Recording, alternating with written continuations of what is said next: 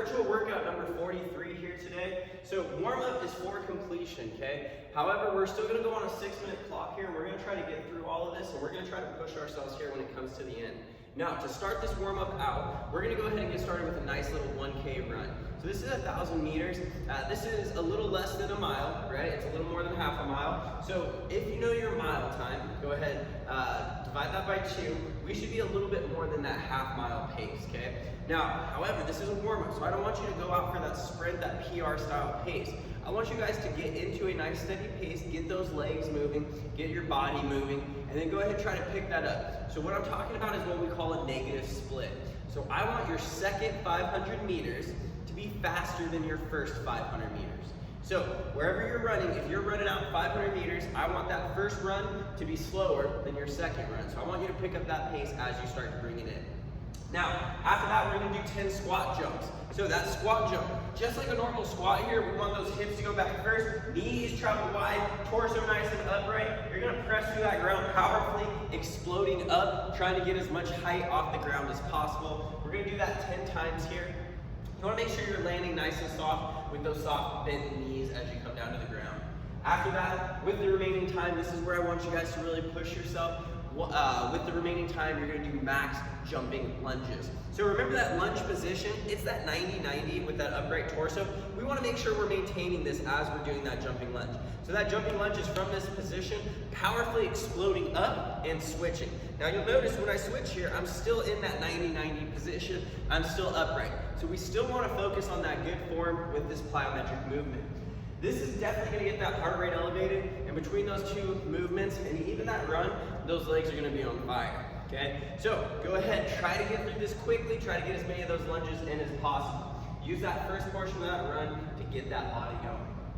Now after that, we're gonna move into our quality work here. We got split squats to start, so we're gonna go 5 on each leg. Now what I'd like to see, since we're only going 5 on each leg, is taking a heavy weight. This could be your dumbbell, your plate, whatever that might be. Holding it in that front rack position, in that lunge position, you're gonna go ahead and drop that knee down. So just like we just talked about, 90 degrees on the front, 90 degrees on the back, nice upright torso here, coming up, dropping down 5 times on each leg, okay? Now, if you don't have enough weight to make 5 difficult, do 10 on each leg, or work on that tempo.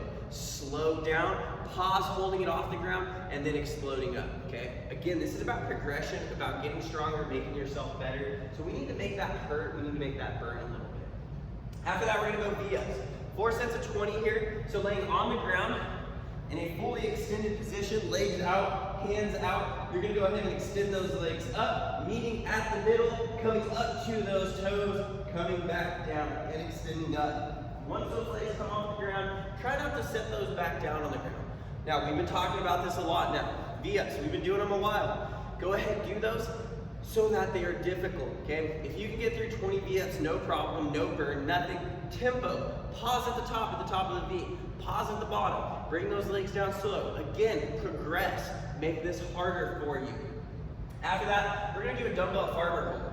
So we're gonna do 1 minute on each side. You're just gonna hold this dumbbell, hanging out, keeping those shoulders square, hips square, and keeping a slight hollow position. You're not leaning back, you're not leaning forward, but keeping that hollow position here, 1 minute, okay? You're gonna feel that in that grip, in that forearm, and in that trap. You also will feel that core a little bit from stopping that lateral flexion. Now after that, we're gonna move into our interval 4 time. Remember, we have our 3 different versions here. We have our class version, minimal equipment, and no equipment version. So if you guys have a normal, or if you have access to all the equipment a CrossFit gym would have, you'd be looking at this first section. We're gonna go ahead and skip that because 99% of us only have access to our minimal equipment version. So, 4 times, we're gonna start with 80, hang, alternating, dumbbell snatches. So, that hang position is above that knee. Even though it's above that knee, we're still focusing on that hinge here. I like to have that dumbbell between those legs, square shoulders, driving through those hips. So we're still driving through those hips, onto those toes, shrugging that shoulder, pulling that elbow high, dropping under. You're gonna go ahead and switch in the air into that hang position again, okay? So again, that dumbbell's not going down to the ground. We're looking to do 80, okay? That's a lot, that's 40 on each arm. I want you guys to try to go as big of sets as possible. Don't get comfortable, don't stop at 10, don't stop at 20. Push to that failure, push to that fatigue, okay? Because there is rest, and the rest is coming. Once you finish that 80, you're gonna rest for 2 minutes and 30 seconds. After that, you're gonna go 30 push-ups and 30 dips. So that push-up, maintaining that hollow position on that core, you're gonna go ahead and bring those chest and thighs down to the ground, pressing that ground away from you, keeping those elbows in nice and tight. You're gonna start with those 30 push-ups, then you're gonna go ahead and use a chair, a box, anything that's stable that will allow you to go ahead and place your hands on, coffee table, whatever it might be, extend those legs out, drop parallel to the ground, and up. Now to make this a little easier, you can bend those knees to complete that dip, okay? So you're gonna do 30 push-ups, 30 dips. After that, you're gonna rest 2 minutes and 30 seconds. Because of that rest, I want you to try to do as many push-ups in a row as possible. I want you to reach that failure. I want you to reach that fatigue that normally we tell you not to. And the reason why is because we have rest. We have built-in time where you can recover before that next section. 200 foot of a front rack lunge. So we're gonna have to figure out roughly where 200 foot is. You're gonna take your dumbbell in that front rack position. You're gonna move forward into that lunge. Now we've talked about that lunge quite a bit. 90, 90, 90 with that torso, so nice and upright. Progressing forward, stepping into that next lunge. 200 feet, and then that is it for today. Once you finish that 200 feet, get that clock, get that time, and then go ahead and rest and recover from there. Now, let's go ahead and let's look at the no equipment version here real quick. It's a little bit different, so if we don't have equipment, instead of doing that first portion, we're gonna go ahead and do broad jumps.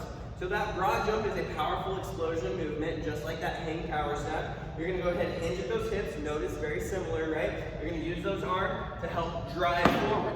Now, as you drive forward, you're gonna explode those hips forward, just like that hang power snatch. We're gonna do 40 of those broad jumps. You're gonna rest 2 minutes and 30 seconds. You're gonna do the same push-ups and dips. Then you're gonna do 400 feet of walking lunges. That's because you're not weighted, so we're gonna go ahead and increase that distance a little bit. Same thing there, once you finish that 400 feet, get that clock, get that time.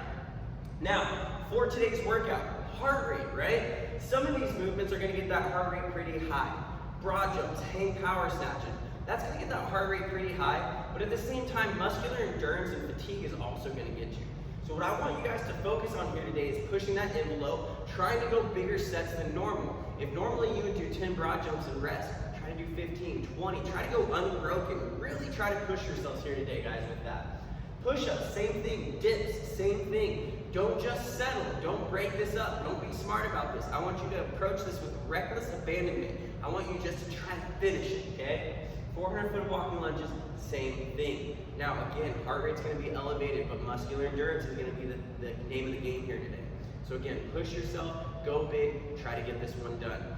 Post those scores on Tribe, get those videos and pictures posted on TFF members page and your social media, and we'll see you guys tomorrow.